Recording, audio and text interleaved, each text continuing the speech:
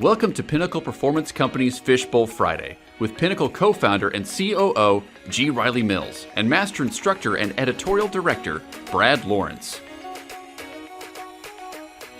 Oh, we are having fun here on Fishbowl Friday. I'm Brad. This is G. Riley Mills.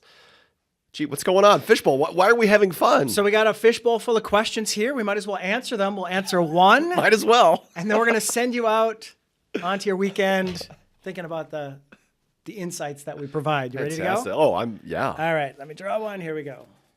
Oh, very small font. Uh-oh. Very small font. The readers are out. Here we go. The readers. My email tone sometimes gets misinterpreted. How can I make sure it's clear? All right. So this one, I'm guessing it's happened more than once. Someone has been told they're not good at email. Okay. So misinterpreted, I'm guessing they came across either too bossy, too rude, too what? Pick your adjective. Pick your adjective. So what do we got for them? Okay.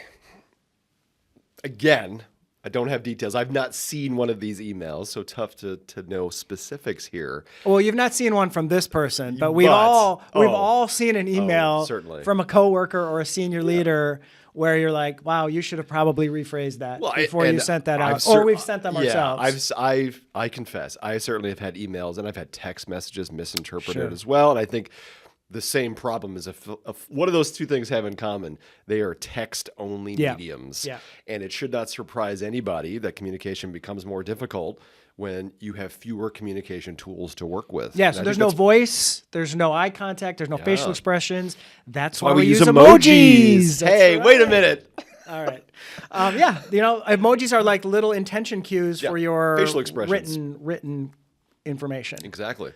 So I would say to this person, I would ask this person, are you choosing the correct medium for the messages that you're delivering? Because if something can possibly be read emotionally, maybe email or text message is not the best medium for that message. Yeah, I think that's really good advice. If it's an emotionally charged message, pick up the phone, get on Zoom, let all of those intention cues, the facial expressions, the eye contact, the voice, let that be part of your messaging, because it's hard to show empathy or compassion through email or through text. So I think that's great advice. Text and email, they're great for logistical things. Yeah, right? For information. If I'm writing you an email about the meeting we have scheduled tomorrow, it's tough to misinterpret that with an emotional bent to it. Yeah, so I think figuring out the right channel for your information, I think is really good advice.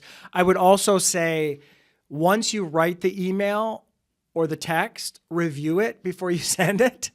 And make sure there's no trigger words in there that you know are going to make that person even more upset or be misinterpreted.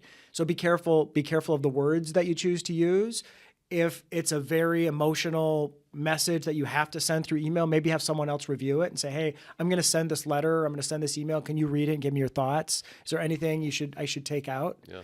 Get some feedback on it before you send it.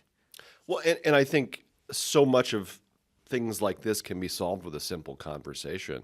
If I know you and I have a relationship, and if suddenly emails between us are getting misread or something, I think it's time for us to be like, hey, this is how I like to communicate. This is how you like to communicate. So knowing ahead of time what's going on up here prior to reading something, I think can be really also important. How would you feel if you got sent this email? Imagine they're sending it to you. How would you interpret it? Also, I think if this is happening consistently, which it sounds like with this person, it's happening over and over, maybe go to that person and say, so I want to talk about this. I know you were really upset by the email I sent you.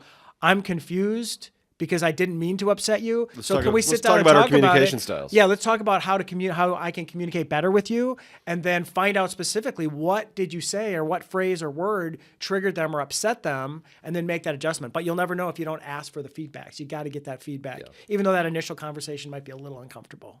Lean into it. So there you go. That is your Fishbowl Friday for this Friday. Any parting words, or you just want to say goodbye to the good folks? Go send an email. Go send an email right now. Yes. Don't flame anyone in that email.